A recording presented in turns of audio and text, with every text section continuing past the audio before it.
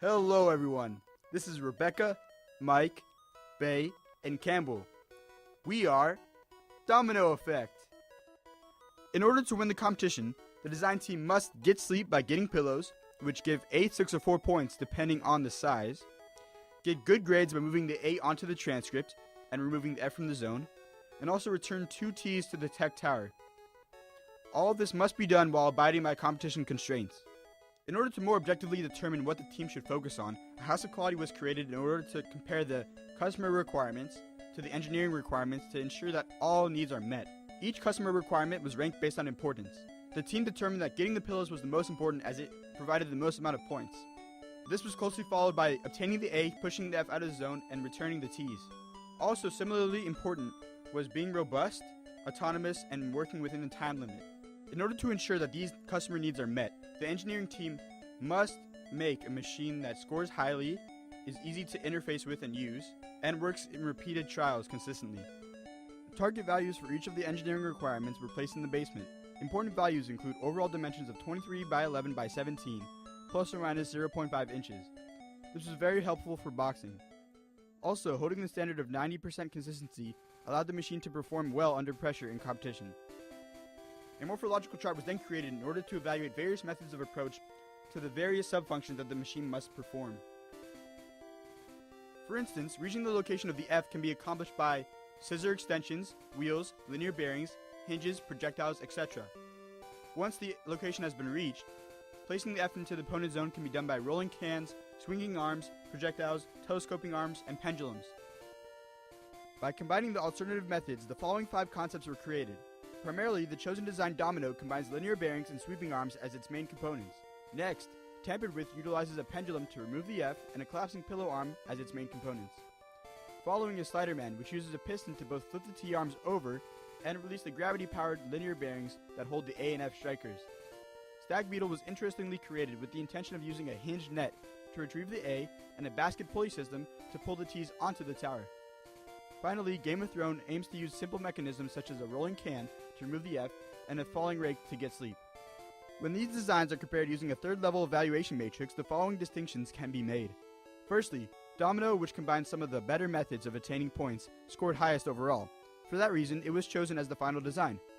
However, it is noteworthy that a design like Stag Beetle's is easy to box.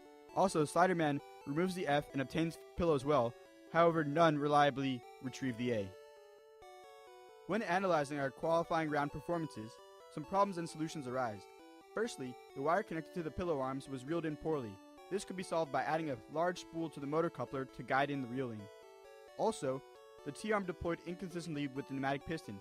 This could be fixed by replacing pneumatic pistons with a mousetrap assembly. Finally, trigger mechanisms failed to deploy due to excess friction. We can solve this using metal-on-metal triggers rather than wood-on-wood. Finally, we arrive at the final design, Domino. As you can see, the 11-inch width, 17-inch height, and 23-inch length allowed it to box very easily in competition. Here are all the parts labeled in full extended mode. Just like the domino effect, a series of small sequenced events can add up to allow the machine to perform a great task.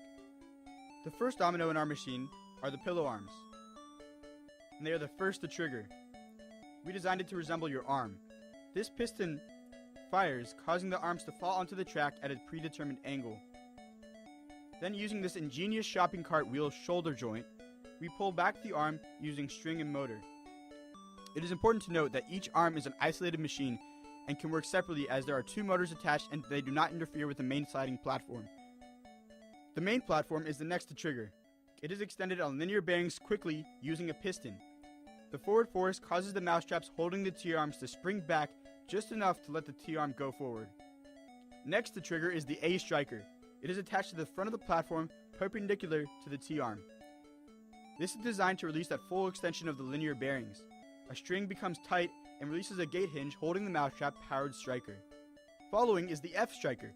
It is secured below the platform parallel to the T-arm. This is triggered in the same way as the A. There is a 45-degree angle that ensures the F is smacked into the opponent's zone rather than pulled across into our own zone. Once all these dominoes fall, we win.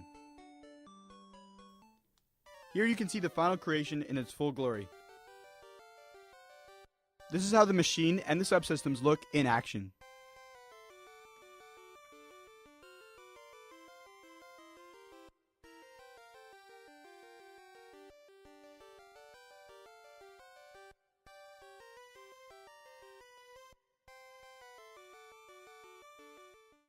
The maximum score possible for the machine in the trial runs was 73 points.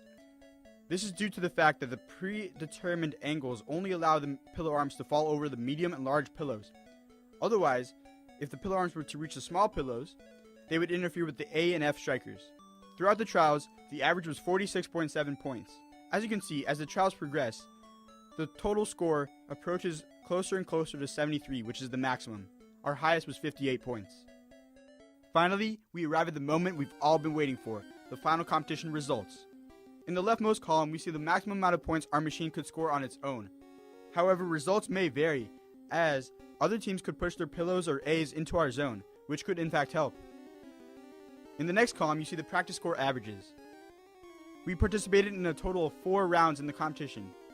In round 1, we received 44 points coming into first place. Round 2, 30 points in second place. Round 3, again 44 points in second place. And round 4, we were eliminated with 40 points in third place. When analyzing our performance in the final competition, some problems and solutions arise. Firstly, the motor stalled when pillow arms were blocked by opponent machines. This could be solved by fixing a large gear to the motor coupler that would allow for more torque. Second, sub-assemblies which held the T failed in the 4th round. This could be solved by making an assembly which only allowed vertical removal of T's. Finally, the A was blocked by the pillow arms twice from returning into the transcript. Cutting a notch in each pillow arm to allow the A to more easily get past the arms would help solve this. I'd like to draw your attention to our bill of materials. Our most important and costly components include the 22-inch linear bearings and 2 pillow arm shoulder joints. The overall machine cost is $45.89 and the overall weight is $27.39. Completing the same task as another group with half the cost is an interesting strategy as we had the budget to make spare parts. In closing, the team and the machine performed way above set expectations. Winning 3 out of the 4 rounds is a great accomplishment for a seed of 19. Overall, the team had a lot of fun, we did a great job, and we believe that with a little tweaking, the machine could have been the winning machine. We would like to thank the TAs, the professors, the judges, and everyone else who sponsored the event and came to support us. We will now open the floor to any comments and questions. Thanks for listening. Ha